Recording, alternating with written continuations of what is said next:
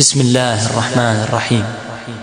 شروع اللہ کا نام لے کر جو بڑا مہربان نہایت رحم والا ہے۔ طاسین، یہ قرآن اور کتاب روشن کی آیتیں ہیں، مومنوں کے لیے ہدایت اور بشارت ہے۔ وہ جو نماز پڑھتے اور زکوٰۃ دیتے اور آخرت کا یقین رکھتے ہیں۔ جو لوگ آخرت پر ایمان نہیں رکھتے، ہم نے ان کے اعمال ان کے لیے آراستہ کر دیے ہیں تو وہ سرگرداں ہو رہے ہیں۔ یہی لوگ ہیں جن کے لیے بڑا عذاب ہے اور وہ آخرت میں بھی بہت نقصان اٹھانے والے ہیں۔ اور تم کو قرآن خدائے حکیم و علیم کی طرف سے عطا کیا جاتا ہے۔ جب موسیٰ نے اپنے گھر والوں سے کہا کہ میں نے آگ دیکھی ہے، میں وہاں سے رستے کا پتہ لاتا ہوں یا سلگتا ہوا انگارہ تمہارے پاس لاتا ہوں تاکہ تم تاپو۔ جب موسیٰ اس کے پاس آئے تو ندا آئی کہ وہ جو آگ میں تجلی دکھاتا ہے بابرکت ہے، اور وہ جو آگ کے ارد گرد ہے، اور خدا جو تمام عالم کا پروردگار ہے پاک ہے۔ اے موسیٰ، میں ہی خدائے غالب و دانا ہوں، اور اپنی لاٹھی ڈال دو۔ جب اسے دیکھا تو اس طرح ہل رہی تھی گویا سانپ ہے، تو پیٹھ پھیر کر بھاگے اور پیچھے مڑ کر نہ دیکھا۔ حکم ہوا کہ موسیٰ ڈرو مت، ہمارے پاس پیغمبر ڈرا نہیں کرتے۔ ہاں، جس نے ظلم کیا پھر برائی کے بعد اسے نیکی سے بدل دیا تو میں بخشنے والا مہربان ہوں۔ اور اپنا ہاتھ اپنے گریبان میں ڈالو، بے عیب سفید نکلے گا، ان 2 معجزوں کے ساتھ جو 9 معجزوں میں داخل ہیں۔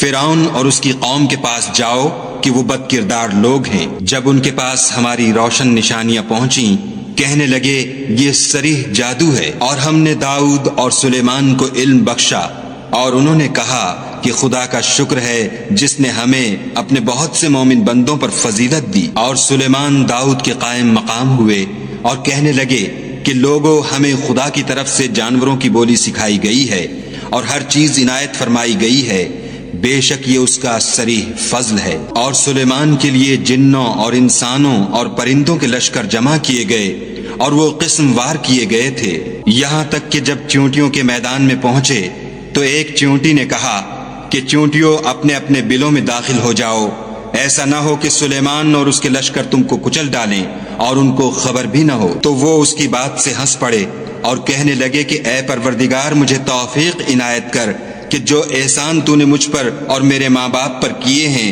ان کا شکر کروں، اور ایسے نیک کام کروں کہ تو ان سے خوش ہو جائے، اور مجھے اپنی رحمت سے اپنے نیک بندوں میں داخل فرما۔ اور جب انہوں نے جانوروں کا جائزہ لیا تو کہنے لگے کیا سبب ہے کہ ہدہد نظر نہیں آتا؟ کیا کہیں غائب ہو گیا ہے؟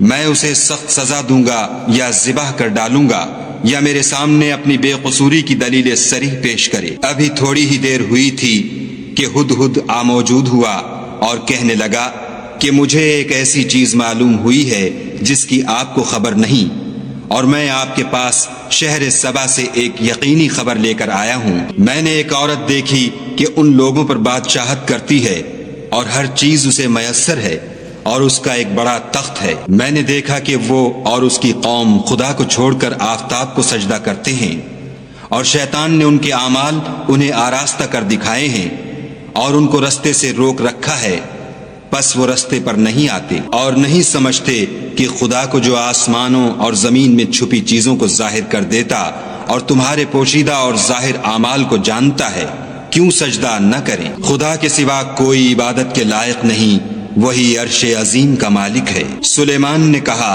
اچھا، ہم دیکھیں گے تو نے سچ کہا ہے یا تو جھوٹا ہے۔ یہ میرا خط لے جا اور اسے ان کی طرف ڈال دے، پھر ان کے پاس سے پھر آ اور دیکھ کہ وہ کیا جواب دیتے ہیں۔ ملکہ نے کہا کہ دربار والوں، میری طرف ایک نامہ گرامی ڈالا گیا ہے، وہ سلیمان کی طرف سے ہے، اور مضمون یہ ہے کہ شروع خدا کا نام لے کر جو بڑا مہربان نہایت رحم والا ہے۔ بعد اس کے یہ کہ مجھ سے سرکشی نہ کرو اور مطیع و منقاد ہو کر میرے پاس چلے آؤ۔ خط سنا کر کہنے لگی کہ اے اہل دربار، میرے اس معاملے میں مجھے مشورہ دو، جب تک تم حاضر نہ ہو اور صلاح نہ دو میں کسی کام کو فیصل کرنے والی نہیں۔ وہ بولے کہ ہم بڑے زور آور اور سخت جنگجو ہیں، اور حکم آپ کے اختیار ہے، تو جو حکم دیجیے گا اس کے معال پر نظر کر لیجیے گا۔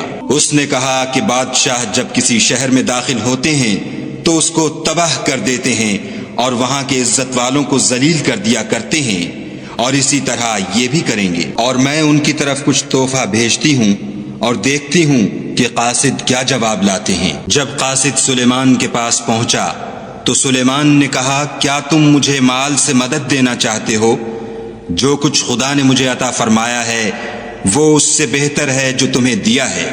حقیقت یہ ہے کہ اپنے تحفے سے تم ہی خوش ہوتے ہوگے۔ ان کے پاس واپس جاؤ، ہم ان پر ایسے لشکر لے کر حملہ کریں گے جن کے مقابلے کی ان میں طاقت نہ ہوگی، اور ان کو وہاں سے بے عزت کر کے نکال دیں گے اور وہ ذلیل ہوں گے۔ سلیمان نے کہا کہ اے دربار والو، کوئی تم میں ایسا ہے کہ قبل اس کے کہ وہ لوگ فرما بردار ہو کر ہمارے پاس آئیں، ملکہ کا تخت میرے پاس لے آئے؟ جنات میں سے ایک قوی ہیکل جن نے کہا کہ قبل اس کے کہ آپ اپنی جگہ سے اٹھیں، میں اس کو آپ کے پاس لا حاضر کرتا ہوں، اور مجھے اس پر قدرت بھی حاصل ہے اور امانت دار بھی ہوں۔ ایک شخص جس کو کتاب الہی کا علم تھا کہنے لگا کہ میں آپ کی آنکھ کے جھپکنے سے پہلے اسے آپ کے پاس حاضر کیے دیتا ہوں۔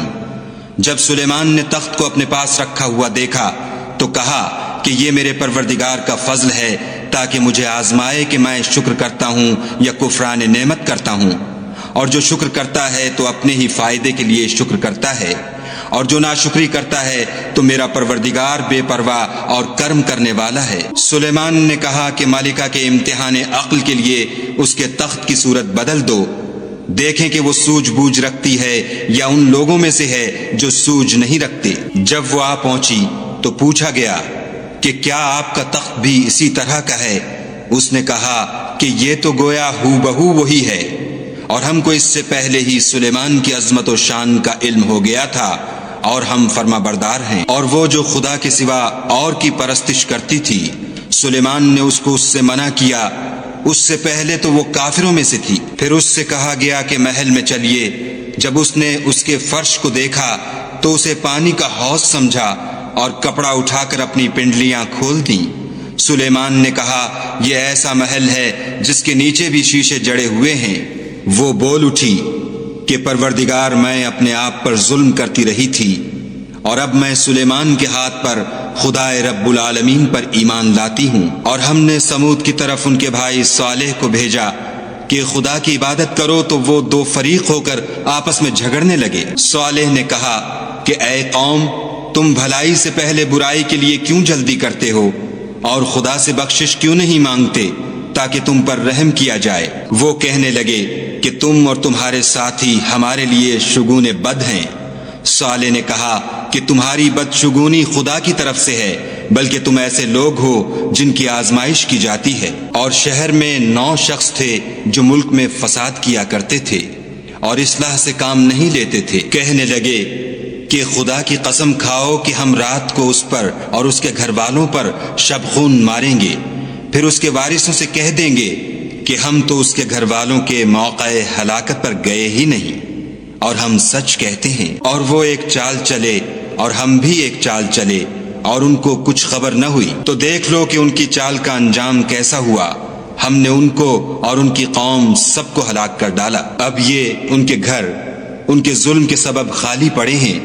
جو لوگ دانش رکھتے ہیں ان کے لیے اس میں نشانی ہے، اور جو لوگ ایمان لائے اور ڈرتے تھے ان کو ہم نے نجات دی۔ اور لوط کو یاد کرو جب انہوں نے اپنی قوم سے کہا کہ تم بے حیائی کے کام کیوں کرتے ہو، اور تم دیکھتے ہو کیا تم عورتوں کو چھوڑ کر لذت حاصل کرنے کے لیے مردوں کی طرف مائل ہوتے ہو؟ حقیقت یہ ہے کہ تم احمق لوگ ہو۔ تو ان کی قوم کے لوگ بولے تو یہ بولے، اور اس کے سوا ان کا کچھ جواب نہ تھا کہ لوط کے گھر والوں کو اپنے شہر سے نکال دو، یہ لوگ پاک بننا چاہتے ہیں۔ تو ہم نے ان کو اور ان کے گھر والوں کو نجات دی، مگر ان کی بیوی کہ اس کی نسبت ہم نے مقرر کر رکھا تھا کہ وہ پیچھے رہنے والوں میں ہوگی۔ اور ہم نے ان پر مہ برسایا، سو جو میں ان لوگوں پر برسا جن کو متنبع کر دیا گیا تھا برا تھا۔ کہہ دو کہ سب تعریف خدا ہی کو سزاوار ہے، اور اس کے بندوں پر سلام ہے جن کو اس نے منتخب فرمایا۔ بھلا خدا بہتر ہے یا وہ جن کو یہ اس کا شریک بناتے ہیں؟ بھلا کس نے آسمانوں اور زمین کو پیدا کیا، اور کس نے تمہارے لیے آسمان سے پانی برسایا؟ ہم نے، پھر ہم نے اس سے سرسبز باغ اگائے۔ تمہارا کام تو نہ تھا کہ تم ان کے درختوں کو اگاتے، تو کیا خدا کے ساتھ کوئی اور بھی معبود ہے؟ ہرگز نہیں، بلکہ یہ لوگ رستے سے الگ ہو رہے ہیں۔ بھلا کس نے زمین کو قرارگاہ بنایا اور اس کے بیچ نہریں بنائیں اور اس کے لیے پہاڑ بنائے، اور کس نے دو دریاؤں کے بیچ اوٹ بنائی؟ یہ سب کچھ خدا نے بنایا، تو کیا خدا کے ساتھ کوئی اور معبود بھی ہے؟ ہرگز نہیں، بلکہ ان میں اکثر دانش نہیں رکھتے۔ بھلا کون بے قرار کی التجا قبول کرتا ہے جب وہ اس سے دعا کرتا ہے، اور کون اس کی تکلیف کو دور کرتا ہے، اور کون تم کو زمین میں اگلوں کا جانشین بناتا ہے؟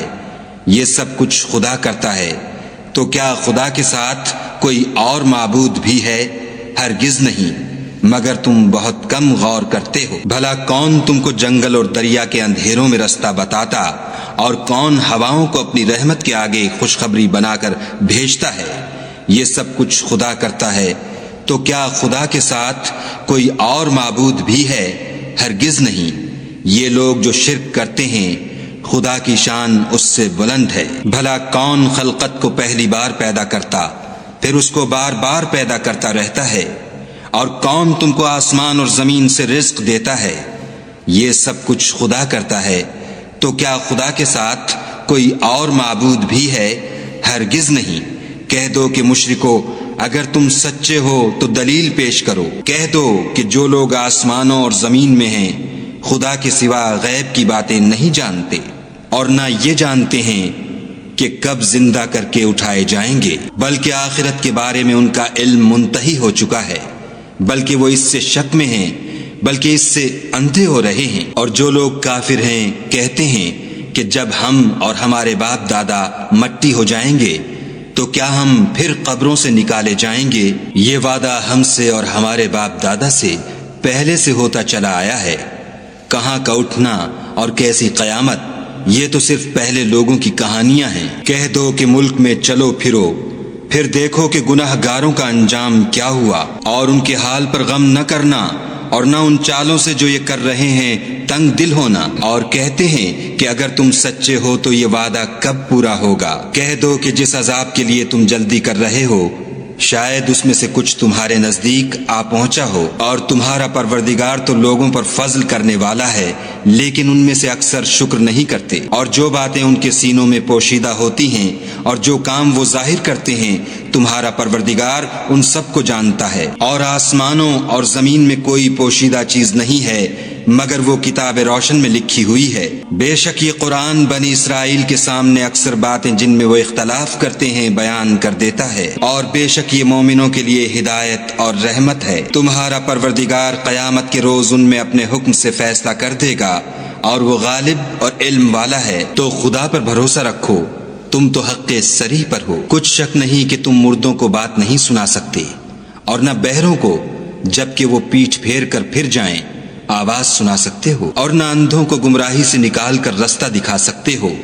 تم تو انہی کو سنا سکتے ہو جو ہماری آیتوں پر ایمان لاتے ہیں اور وہ فرما بردار ہو جاتے ہیں۔ اور جب ان کے بارے میں عذاب کا وعدہ پورا ہوگا تو ہم ان کے لیے زمین میں سے ایک جانور نکالیں گے جو ان سے بیان کر دے گا، اس لیے کہ لوگ ہماری آیتوں پر ایمان نہیں لاتے تھے۔ اور جس روز ہم ہر امت میں سے اس گروہ کو جمع کریں گے جو ہماری آیتوں کی تکذیب کرتے تھے تو ان کی جماعت بندی کی جائے گی، یہاں تک کہ جب سب آ جائیں گے تو خدا فرمائے گا کہ کیا تم نے میری آیتوں کو جھٹلا دیا تھا، اور تم نے اپنے علم سے ان پر احاطہ تو کیا ہی نہ تھا، بھلا تم کیا کرتے تھے؟ اور ان کے ظلم کے سبب ان کے حق میں وعدہ عذاب پورا ہو کر رہے گا تو وہ بول بھی نہ سکیں گے۔ کیا انہوں نے نہیں دیکھا کہ ہم نے رات کو اس لیے بنایا ہے کہ اس میں آرام کریں، اور دن کو روشن بنایا ہے کہ اس میں کام کریں؟ بے شک اس میں مومن لوگوں کے لیے نشانیاں ہیں۔ اور جس روز سور پھونکا جائے گا تو جو لوگ آسمانوں اور جو زمین میں ہیں سب گھبرا اٹھیں گے مگر وہ جسے خدا چاہے، اور سب اس کے پاس عاجز ہو کر چلے آئیں گے۔ اور تم پہاڑوں کو دیکھتے ہو تو خیال کرتے ہو کہ اپنی جگہ پر کھڑے ہیں، مگر وہ اس روز اس طرح اڑتے پھریں گے جیسے بادل۔